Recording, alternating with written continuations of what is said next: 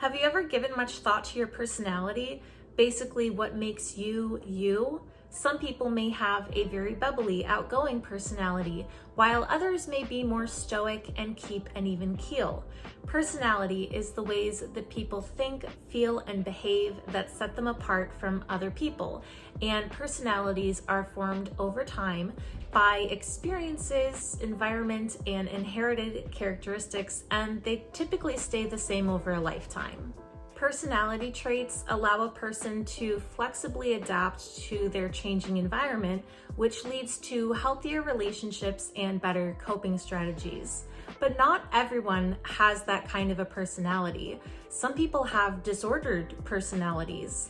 When a person's way of thinking, feeling, and behaving deviates from the expectations of the culture and causes problems or distress functioning, affects relationships, work, social activities, and makes it hard to deal with everyday stressors and problems, it is classified as a personality disorder. So, what is a personality disorder? Well, a personality disorder is seeing oneself and reacting to others in a way that causes problems, and also having a hard time understanding emotions and tolerating distress. This pattern of experience and behaviors usually begins by late adolescence or early adulthood. These mental disorders involve chronic patterns of thoughts and behaviors that are considered different from what is normal in your culture. They affect at least two of these areas: ways of thinking about oneself and others, ways of responding emotionally, ways of relating to other people, and ways of controlling one's behavior. There are three clusters of personality disorders, A, B, and C, and each of these clusters is characterized by different character traits. Today we're going to focus on the cluster C personality disorders, which are characterized by fearful and anxious behavior. Cluster C personality disorders make a person cling to or avoid other people depending on the disorder.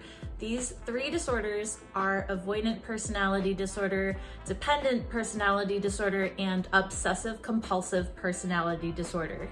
Let's jump right in with avoidant personality disorder. This personality disorder is characterized by chronic feelings of inadequacy and an extreme sensitivity to criticism. People with avoidant personality disorder may want to interact with others, but will avoid people because of a fear of rejection or criticism, or that they'll never measure up. Though avoidant personality disorder and social anxiety disorder share similar features, they are actually two distinct conditions. Social anxiety disorder is an intense fear of being judged or watched by others, but avoidant personality disorder has more to do with low self-esteem than with anxiety. Both people with social anxiety disorder and avoidant personality disorder avoid social situations.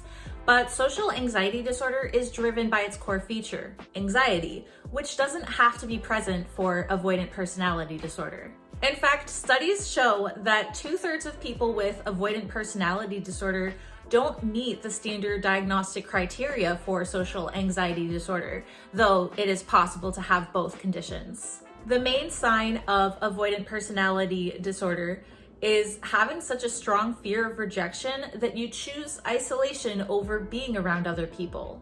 People with avoidant personality disorder tend to have a poor self-image and see themselves as inadequate and inferior. They have a fear of disappointing others, and they will be overly concerned about criticism or disapproval. They tend to exaggerate potential problems or misinterpret feedback as negative. They avoid new activities or meeting new people. They may be reluctant to get involved with others unless they know for sure that others will like them. They will experience extreme fear and anxiety in social settings and in relationships. This may lead them to avoid certain activities or jobs that involve being with others. People with avoidant personality disorder tend to feel shy or self-conscious in social situations due to a fear of doing something wrong or feeling embarrassed. They will seldom try anything new or take any chances, preferring instead to spend time alone. Now let's look at a drastically different personality disorder, dependent personality disorder. Dependent personality disorder is characterized by an intense, overwhelming need to be cared for, often accompanied by fears of being alone, being abandoned, or disappointing others. People with dependent personality disorder may be described as needy or clingy by people who don't understand this personality disorder and the persistent self-doubt and loss of self-confidence that it entails. People with dependent personality disorder will need continual support and reassurance from others and will feel dependent on others to an extreme. They may be submissive towards others and have separation anxiety. They will seek support and encouragement at any cost. They have difficulty making everyday decisions without advice and may be unwilling to do everyday activities alone, needing others to take charge of major areas of their life.